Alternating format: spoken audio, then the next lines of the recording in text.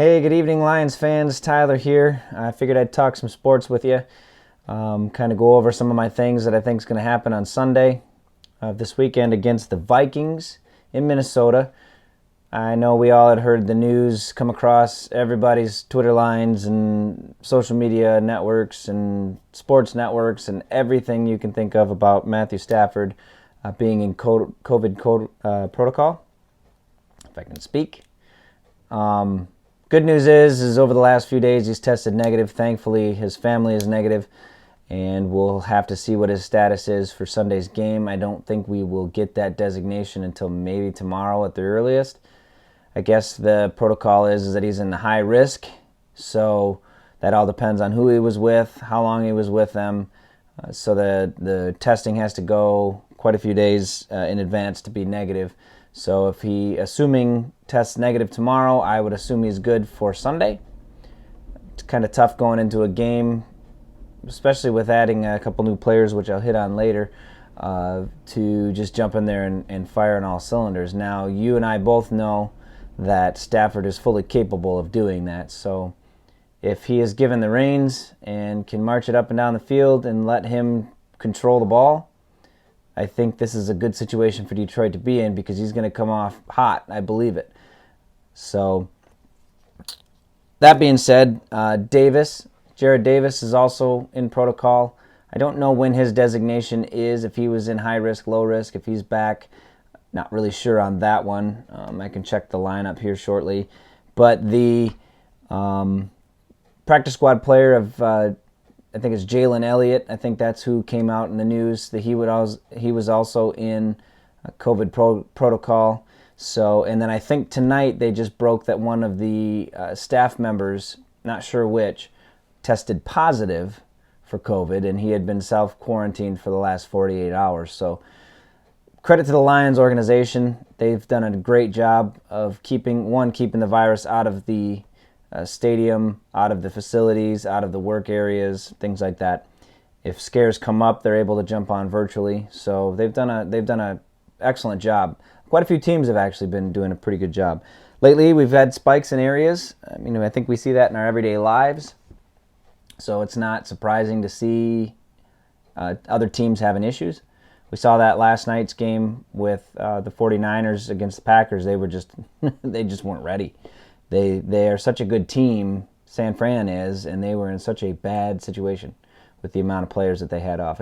I don't even know how many there were. You'd have to go look at the injury report, and it's kind of sad. They probably had 15, 20 people out that are key contributors to that team. So it's a big deal. It's one of those things that we don't want to mess around with. There's still a lot of unknowns. So even though we may be healthy afterwards or may not be as affected by this virus, there are people out there that it does hit really, really hard.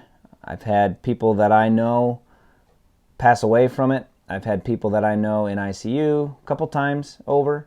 They come out, they're feeling better, and they have to go right back in. So let's not take this virus lightly. So I just say, on a side note, mask up where you can, social distance where you can. If you're sick, stay home. That's it. Definitely not making those mandatory by any means, because who am I? I'm just another person in this world. But we can do our part. If you're not feeling well, stay home. Simple as that. Anyways, back to the game. So we could potentially be missing some key contributors due to that virus protocol, but we may catch a bullet with Stafford possibly starting Sunday. So we'll keep an eye on the news for that. I have not heard back yet, so if you have heard anything otherwise, put it in the comments below. Speaking of the comments, I love the comments. Please interact with me either through my Twitter handle, which will be up here in the corner, or below in the comments in any of the videos that you may see. I've got playlist setups, so you can go in there and call me out on something that I might have said in one video, or ask me a question, or come up with a topic. I would love to interact with you guys on that. So please comment below. If I may have missed something in this video, also comment below. I'm also going to post this on Twitter, so catch me on Twitter with some comments or corrections or anything that I may have missed or misspoke about, or maybe didn't know the specific rules. So these league rules are crazy, so trying to figure that out. I don't know. Sometimes it's hard to read into those. So that being said, please like and subscribe as well. Hit the like button, subscribe, hit the notification bell, and you will be blessed with my beautiful face and the sound of my voice anytime I put a video on this. So, and again, I do appreciate everything that you guys do for my page. I'd like to continue this going. I'd like to gain some subscribers, so please share, like. By all means, be a critic. I would love to see what I need to do better, what I'm doing well, where I need to work on, and also some equipment. I've got my cell phones right now.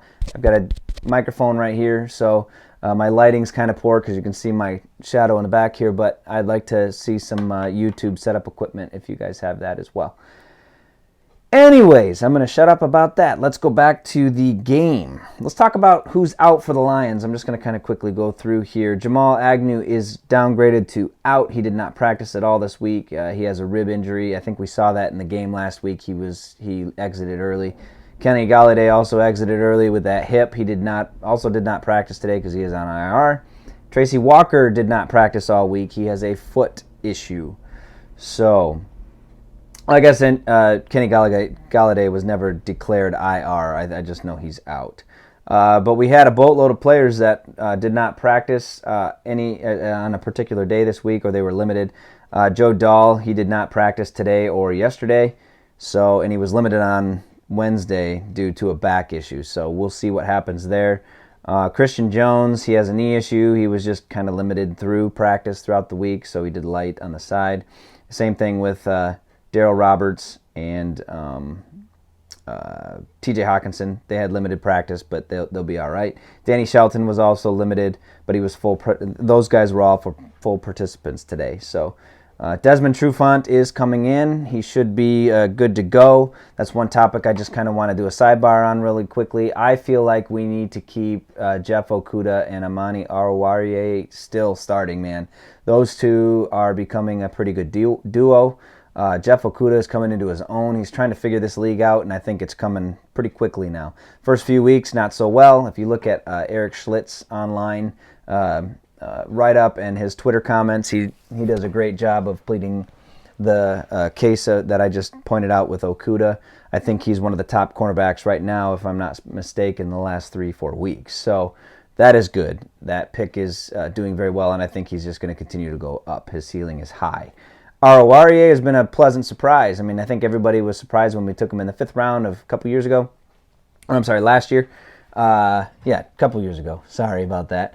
And he's been fantastic, so I don't know why you would even take him out. So, in my opinion, I would leave Trufant alone, let him get healthy, and play the other two, because you got Justin Coleman back, so he's doing fine as well. So, and then Roberts may play a key role here. He's limited, but he might help out. He was playing okay towards the end before Coleman came back. So Flowers is out. Again, I mentioned that. He's on IR.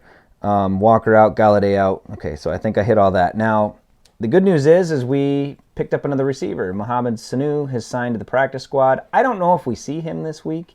They may elevate him pretty quickly, but I can't see that, especially if Stafford is a good go. The only thing you could really tell him is to just run down the field and we'll throw it to you. Because, I mean, he just got here, and if Stafford didn't practice all week, they've never played catch. So, unless they've done something outside.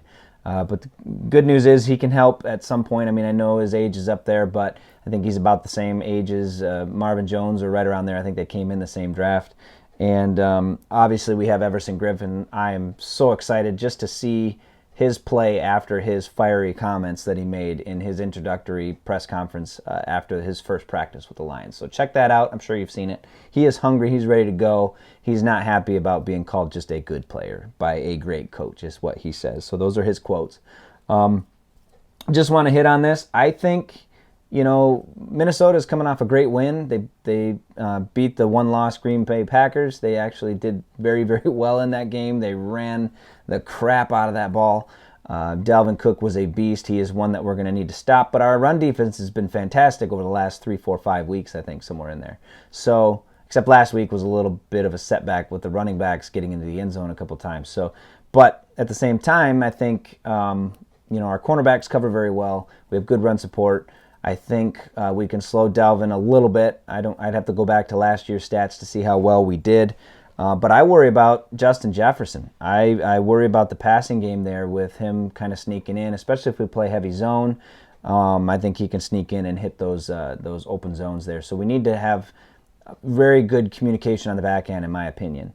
The linebackers need to play fast, man. They're very slow, it seems, right now. And if Jared Davis doesn't play, you've lost some speed there. So I think that's it's going to be an area of concern. I think if they play any sort of zone, you're going to see some. I don't know. You might have to do a blend concept to have partial man, part zone, cover two. I don't really know how you would do this with the players that we might be missing and the struggles that we're having. But hopefully, there's been some adjustments and we can move forward with that. On offense, man, you just need to let Stafford fire that ball down the field. You need to allow him to have full control of this.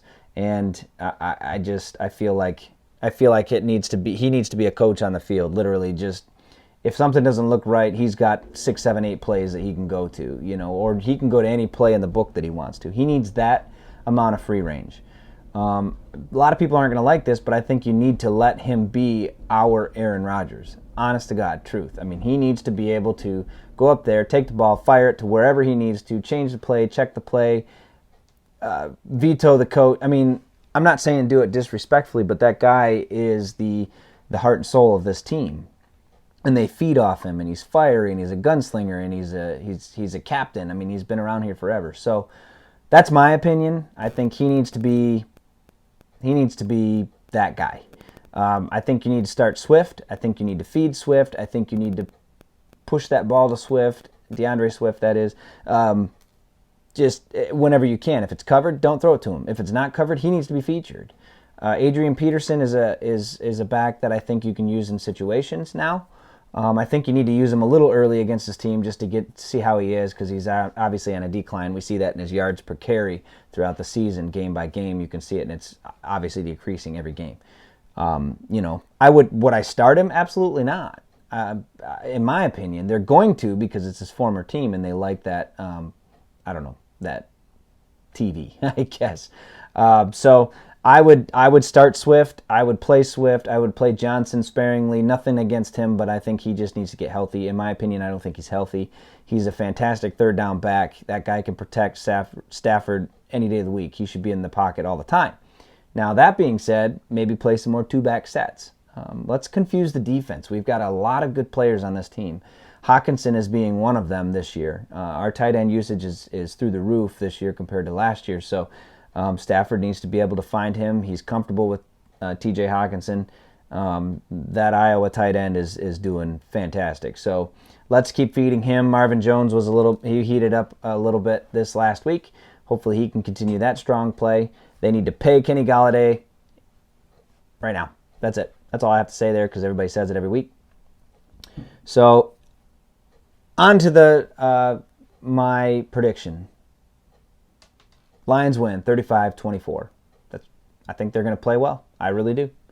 Coming off a bad loss, they're going to play well. 35-24, book it, Detroit. I don't know. Let me know in the comments section, where did I go wrong? Challenge me a little bit. Let's have a good conversation throughout the game. I'm not at that live status yet, and I don't have a good enough setup to be able to run live, but I do try to check in on Dose of Dion 2.0, so if you want to do a live chat rundown, I'll be in there every once in a while and watch the game live with him. Plus, he's fun to watch, and he's got good content as well. But at any rate, I hope to chat with you further on. Look for more videos. I'll do a recap Sunday night. Look for that. And hopefully we are talking a victory, and I'm more excited than I am somber like I was last week. So I love you guys. Stay safe. God bless. Be kind, and peace.